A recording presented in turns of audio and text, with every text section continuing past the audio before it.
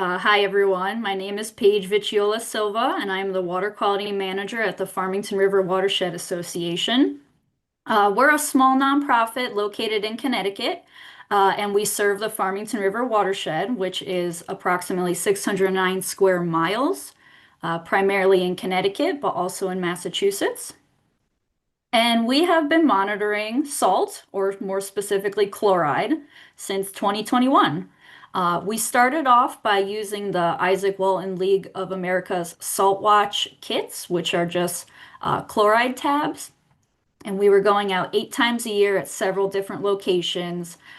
We did year round, but primarily looking at winter months, associated with winter storms and road salt applications. We then transition. We do have a multi-parameter meter. It's a YSI Pro DSS, and it has sondes that measure turbidity, dissolved oxygen, conductivity, and chloride. So this way we were able to get more data when we're out sampling. With that, over those couple of years or so, we were able to identify locations that did have high chloride, and especially in the winter months, but we've also seen high chloride in summer during drought conditions. But what really bothered me is, if I went out to about 25 sites 8 times a year and I was finding high chloride, what was it when I wasn't there? Because it most likely is higher or lower, and I wanted to know that. But we also, had this issue where, we get grants and contracts for our work, so we analyze and we report on that data.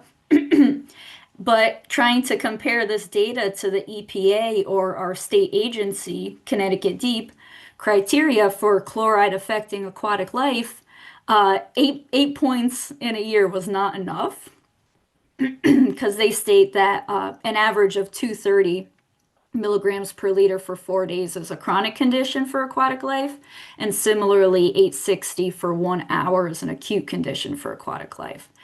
So I wanted more data. I wanted to know what was happening in those streams when I wasn't present. We have a lot of experience with deployable loggers. You may also know them as deployable sondes, deployable sensors. I specifically use Onset's brand, their Hobo data loggers, and they do make conductivity ones. And since conductivity is typically, correlated with chloride pollution, I figured that that could do the work for me. And additionally, still going out with our meter to collect that chloride data. So this was just a little snapshot of what we did with the loggers. This is the Onset Hobo U24 conductivity logger. It does also collect temperature, and you can calculate specific conductance in the software. So we program them. We put them in these PVC pipes so they're nice and safe, and we zip tie them to a cinder block, and we do put them in the water so they could do that work for us. Although I have learned that sometimes you do need rope in high flows. Continuing to use the meter not only for chloride monitoring 8 times a year, but also using it when we deploy and retrieve these. So we have those reference measurements for the logger, which allows us to calibrate that data. We originally started off having them record data every hour, and then I had one site that was actually for chloride higher than 860, which could be an acute condition, but because I only had one measurement for the hour, I couldn't determine that. So we now do every 15 minutes. A little look into the data, because I don't stop there. Using the multi-parameter meter data, as our references, I can do a linear regression and use the equation on our conductivity data we collected with the loggers to calculate approximate chloride. And that's great, but because the conductivity and chloride relationship can change, and we're using 2 different pieces of equipment, I do make sure to check, that it's accurate enough to make an assessment on this location. And this is just an example. See, we have very low percent differences between the 2 pieces of equipment, which is great. And then also looking at, saying that our meter chloride is our true value, because we do calibrate and quality control check our meter every day in association with our quality assurance project plan. to see that, if there's any differences between our calculation and the meter data. Just a couple, examples of, analysis and what we found. So this is calculated chloride compared to our meter chloride, and it's a lot easier to look at this than in a table. And you can see here, we're off a little bit, but otherwise it works really well. And then the main reason I did this is because I wanted to know if these streams were okay or not. And here's just an example of one that did have a chronic condition. And we could see that, especially if we have low percent differences between the equipment and low errors in the calculation. And then just kind of an overall, chloride conductivity relationship map. It's interesting. We do have, a site that has high conductivity but has low chloride, and one that correlates pretty well. Just some thoughts on this, because we've been doing it for a few years now. The loggers, in my opinion, are pretty cost effective compared to other water quality equipment. So that's really great. And the fact that they could do all that work for you. You do need references, especially if you want to try to calculate chloride or, at least to calibrate, whether that's a multi-parameter meter, simple conductivity meter, a thermometer, and chloride strips. In our findings over the years, we've seen that conductivity and chloride relationships, they change so rapidly in the environment, and they change depending on what type of weather event you have. Is it ice? Is there a lot of road salts being applied? So we tend to look at, like by storm, by winter months, so I make sure to look at them more specifically. And then results change every year. Some years they're all great, and some years they're all bad, and that's just how quickly the road salts get into the water, or how long they linger, and you see them in a drought month. And yes, summer months are important too. We do see high chloride that's lingering, presents itself during summer drought. But also some of our more problematic locations tend to stay high in summer months too, and that's when aquatic plants and animals are in high production. But the good thing of all of this in finding high chloride pollution is that this helps us determine where we need to target for best management practices, or also similarly for municipal training or advocacy outreach in an area. This is a very short explanation. If you're interested, we do have all of our research reports on our website, and you can check them out there. You, Paige. Yeah, so Lauren, if you want to pull up your slides, we'll jump right in.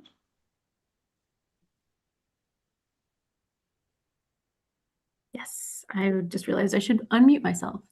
That's a great start. Yes. Hello, everyone. I am Lauren Eaton. Hopefully you can see my slides. Looking great. Great. All right. So I am, like I said, Lauren Eaton. I am the monitoring manager here at Friends of the Rouge. We are a 501c3 nonprofit, and we were founded in 1986 to raise awareness about the need to clean up the Rouge River in Southeast Michigan. And our mission is to restore, protect, and enhance the Rouge River through stewardship, education, and collaboration. And we do that through our programming, and that includes our monitoring program, our restoration program, our education program, and our trails, our water trail program. This is our watershed. It is 467 square miles. It spans 3 counties. So again, we're in Southeast Michigan, and that is Wayne County, Oakland County, and Washtenaw County, and is one of Michigan's most urbanized watersheds, and is often the largest factor contributing or limiting the types of water quality that we have, and then as well as our aquatic communities throughout the watershed. I just wanted to talk briefly about our different programs here. And our restoration program has a lot of green infrastructure work that they do. There's a big focus on rain gardens and tree plantings. And if you ever are in Southeast Michigan, there's a lot of opportunity to volunteer with us. So we'd love to see you out for a rain garden planting. Our trails program, again, is a paddling program, and so we can paddle the lower branch of the Rouge River. This is a photo of one of our kayaking trips. And then our monitoring program. We have a number of volunteer programs. Our benthic macroinvertebrate programming. We go out and survey for fish every year. We do a frog and toad listening survey, which is a lot of fun for folks. We've done a number of invasive species projects over the years. And then we also do some water quality monitoring, which is what I'll talk about today. So we began collecting chloride data in 2020, again, as similar to Paige, as part of an initiative by the Isaac Walton League of America. And they provided us chloride strips through their Salt Watch program. And so we added these test strips, the sampling, into our volunteer benthic monitoring program. And that program, the data for the bugs themselves began over 20 years ago. So we have decades-long data on the bugs, and we wanted to incorporate some water quality monitoring. We go out 3 times a year for the benthic macroinvertebrates. We have a winter stonefly search. I was actually just in the river looking for stoneflies earlier this morning. We have a spring bug hunt and then a fall bug hunt. And around 30 to 50 sites are sampled for each event. And then we compile all of this data into a report following each event. And then we also upload our salt data onto the Salt Watch Hub, which is publicly available data. And you can all go and check out our salt data. Ours is the big red dot there near Detroit. We also collect our salt data during our summertime fish surveys, and we generally go to about 20 sites each year for our fish surveys. So through all of that data collection, we found high levels of chloride all throughout the watershed in all seasons. Again, because we were collecting in the winter, spring, summer, and fall. And so that led us to a state-funded project through the Michigan Department of Environment, Great Lakes, and Energy to do a targeted sampling collection for chloride all throughout the watershed. So, I took out a slide. I'm going to talk briefly just about the sample collection and then the results here. And so the main goal of this project was to support, Eagle in addressing some of these data gaps for chloride impairment throughout the watershed. And so we also wanted to compare some different methods. So Paige was talking about a few of the different methods that have been used, and we wanted to kind of see which ones could be like what we considered low, medium to high barrier, depending on cost, ability, training, things like that. And so we used the salt strips, which again, we had been using with our volunteers for a number of years. We also used a YSI DSS probe that had a conductivity and temperature sensor, dissolved oxygen sensor, a chloride sensor.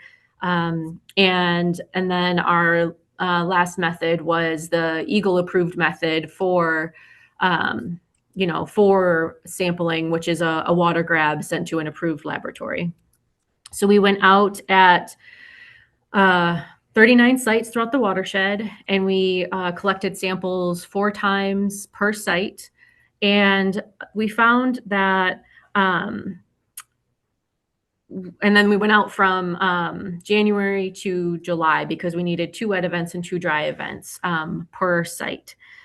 And so we found that at 35 of the 39 sites that we went to had toxic levels of chloride. And so you can see that on the map. There were 4 sites in blue that did not, and all of the rest met the categories for impairment. And our levels, just to give you a comparison to Paige's levels, are the aquatic maximum value occurrence and the final chronic value occurrence. And those are 150 milligrams per liter and then 320 milligrams per liter for us here in Michigan.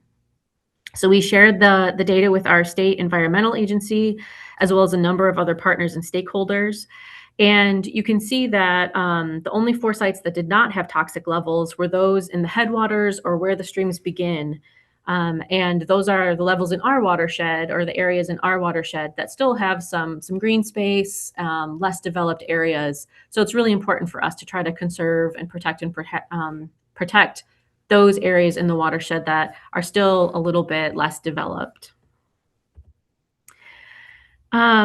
So just to conclude here, the data and maps resulting from this project were submitted to Eagle's non-point source program, and that provided them much needed data to help inform management decisions about which areas should be listed as impaired, and then to allow them to go in and try to do some source tracking and help prevent these high levels from happening in the future.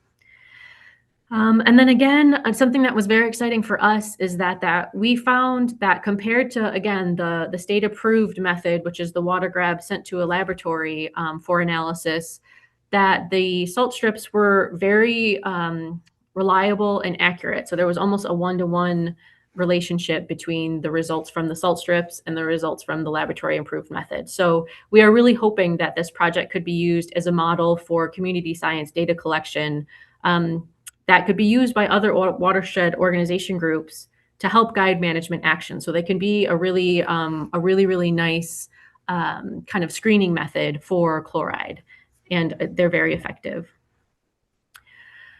So if you're here, you likely already know this, or maybe have already been have had this message kind of hammered home to you, but what we like to say is that this is the three-pronged approach that you can do at your home, at your work, your school, kids' school, is to shovel, scatter, and sweep. So shovel the snow early and often before it compacts. Scatter the salt sparingly. So that top picture shows a 12-ounce mug can clear 20 feet of driveway. And then you can gather and reuse the excess salt at the end of the season or even after the end of a snowfall if it is still there and it can be reused. And then at a municipal level, the communities can really incorporate some best management practices. And for example, Farmington Hills has a community here in Michigan that has really done a lot to calibrate their trucks and to reduce the amount of salt that's applied to roads. They use brine. So there are a lot of different methods that can be used. So yeah, just want to say thank you. And again, please visit our website. And if you're in Southeast Michigan, we have a number of volunteer events throughout the year and would love to see you out with us. So thank you. Thank you, Lauren. And yeah, with that, Lauren and Paige, if you guys want to both, you can unmute and we'll take some questions here. So if anybody in the Zoom meeting first has any questions, please just use the little hand raise icon and then we can unmute you, or you can also choose just type a question into the Zoom chat. That works as well. People who are on the live stream through YouTube, if you want to type a question to the chat, that works. And we actually have a first one already queued up. So is conductivity of the water when testing the same no matter what location you are at in a water body? For example, close to shore, in a pool, middle of the water, etc. I think that question's for me. I found that it really depends on the location and what type of land uses it has. You know, pool versus run or whatever it is. It's really more rural versus urban areas with more impervious surfaces is where we see higher conductivity and higher chloride pollution. You can also add in there that we've seen a lot of variability kind of at depth in lakes. So because saltwater is more dense than freshwater, it tends to make its way down to the bottom of the water body. So especially like deeper holes can have really high chloride concentrations. I've also seen kind of mapping of lakes, specifically Lake Wingra here in the Madison area, which is a relatively small lake and gets a lot of science, a lot of data is collected on Lake Wingra with University of Madison as well as Edgewood University. And I've seen kind of like heat maps showing chloride across the lake in the summer and in the winter. And there's changes then, but some like hot spots along where there might be like a storm sewer or just even like a creek that is taken on a lot of salt in the winter, and then it's being it's transported into the lake. So all right, it looks like Lance, you've got a question. Do you want to unmute and jump in? There, can you hear me? Yep. All right, thank you very much. Well, we've done some monitoring here, and we did the strips for a while, and now we've been trying for the last couple of years continuous conductivity monitors in a stream. So we're talking about a small stream, and the water level changes a lot. It freezes and unfreezes a lot, and boy, have we had a lot of problems with keeping the monitors um, maintained and quality control and access. Could you give us just a little bit of your experience Sure. with with operating continuous monitors in a stream and any tips you can give about that? Yeah, sure. My first tip would be to try to clean it pretty often, which can be pretty annoying. We try to do 6 to 8 weeks, but if it's frozen, you can't. That way you keep your sensor clean so it can read the best. I've also found better results in downloading more frequently, at least 4 times a year.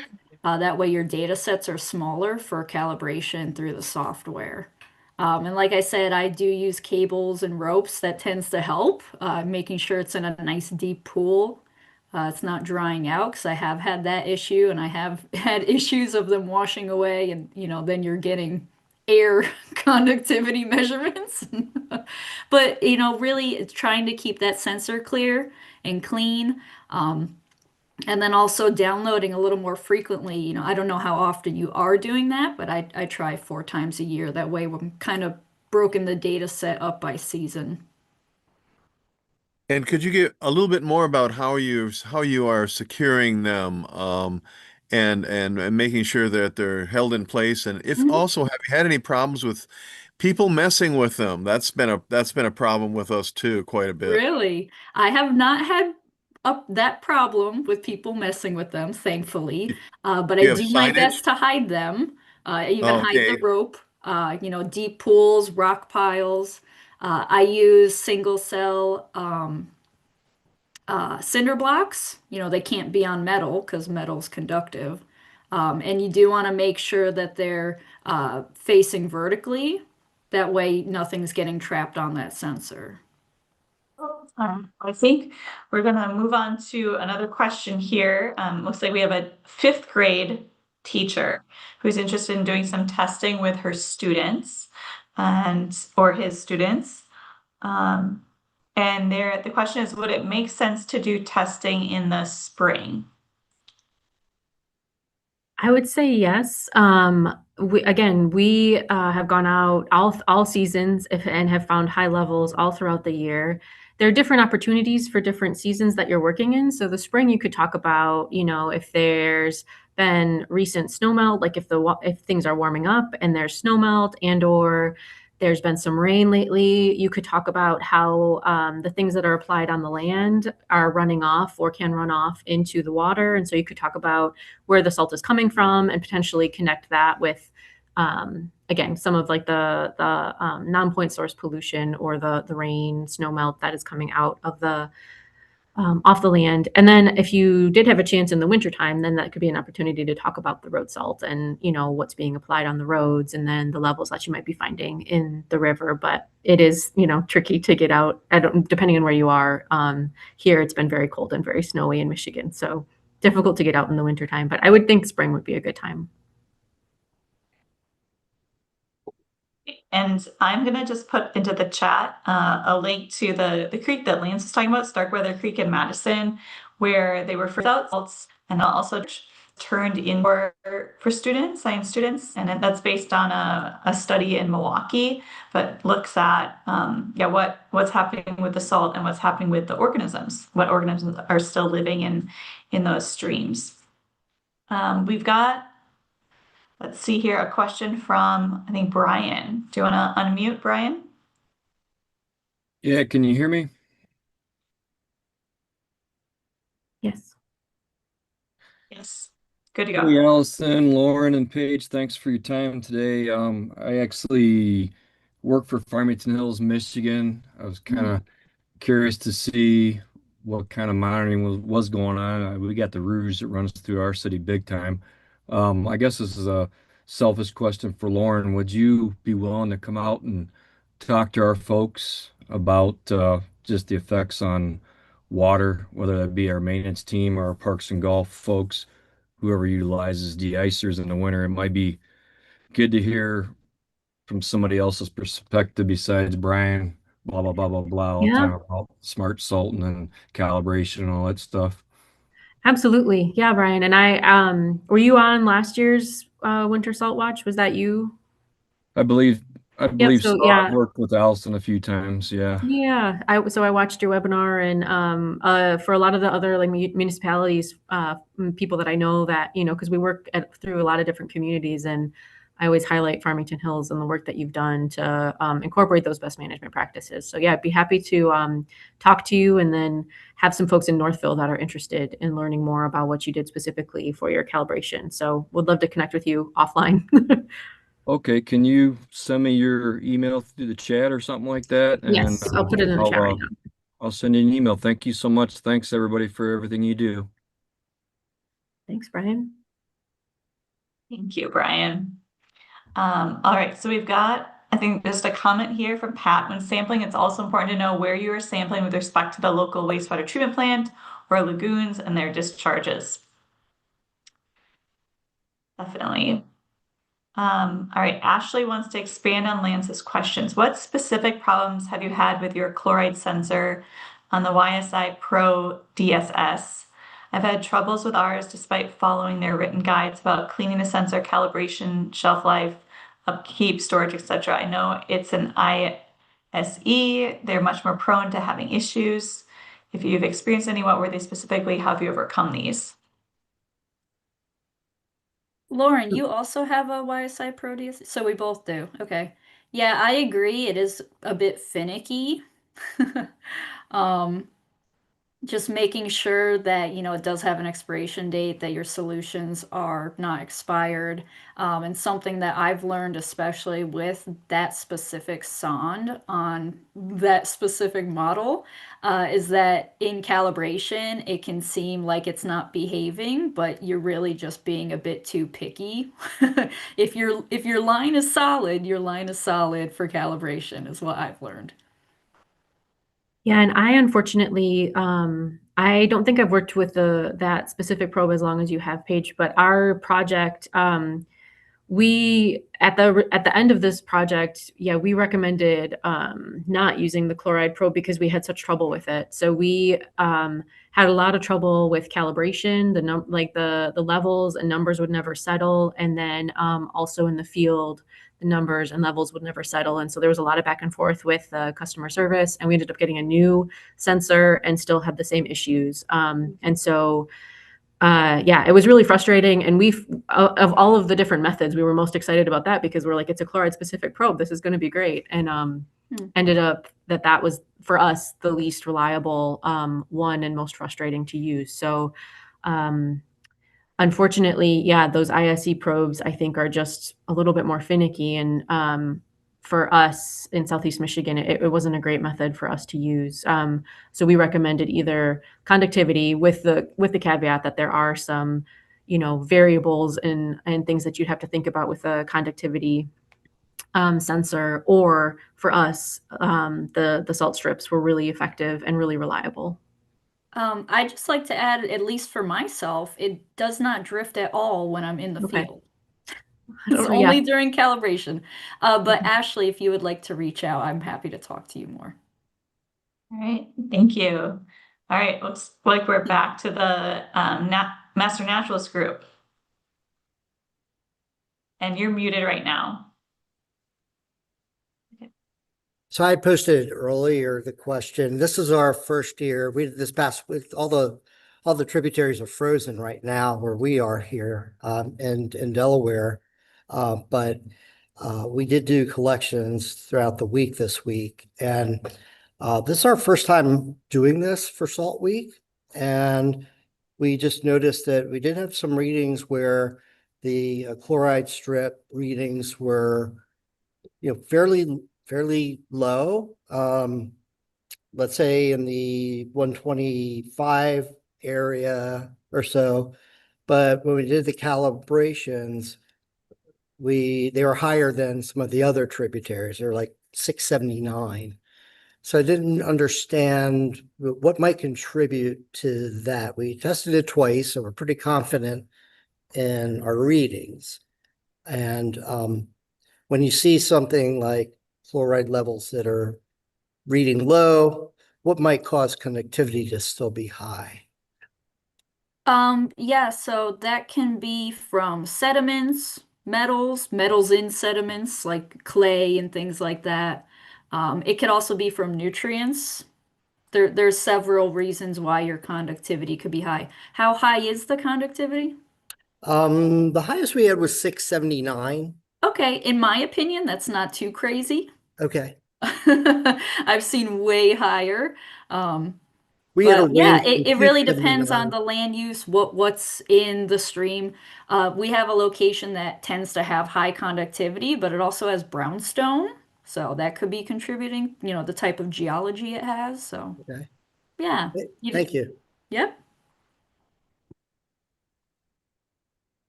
All right, well, keep an eye out if you have any other questions, anybody who's in the Zoom meeting.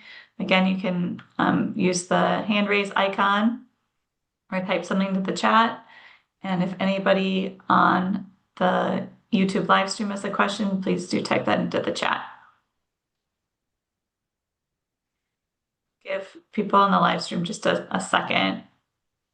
There's a little bit of a delay there, but this is great. Thank you, everybody who's on the Zoom. This is my first time kind of doing both Zoom and YouTube at the same time. So thanks for your patience. All right, so we do have a question in the chat here. Would monitoring the lake nearby be useful? I only monitor one lake, the whole depth of it too. And for me, in my experience with that one, no. But that depends on your lake and the land uses and, how concerning that is. Um, Again, you probably want to get a depth too, not just a shoreline conductivity.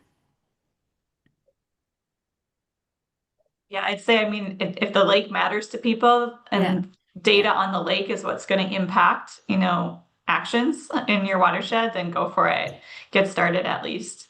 And Lauren? it never hurts to collect data. It's, there's no bad data. So,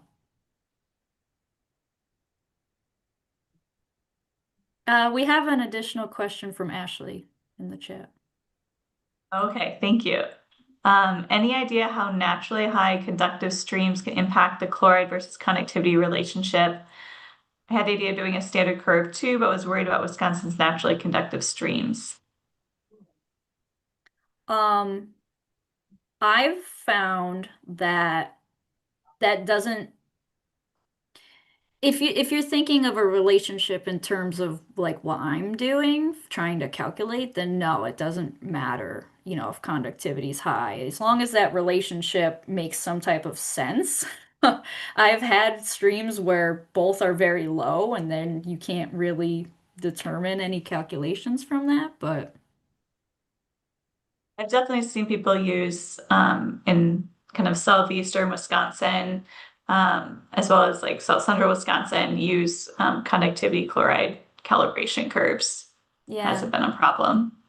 I do know Massachusetts kind of has one standard for conductivity and chloride. I did try that on our data, and I've found that it's best to just look at each stream you're monitoring individually because they're so different. All right. Well, with that, I think we're good. I know, Paige, you put your email in the chat, and Lauren, I think you did earlier, right after Brian's question. So people can feel free to reach out to Paige or Lauren or myself. But yeah, I think we'll end today's Zoom and the live stream and send you on your merry ways, whether that be out into a lot of fresh snow, maybe cold, but thanks for being a part of Winter Salt Week this year. We hope to see you next year, and yeah, are excited to see what you do in between now and then. Thanks, everyone. Thank you.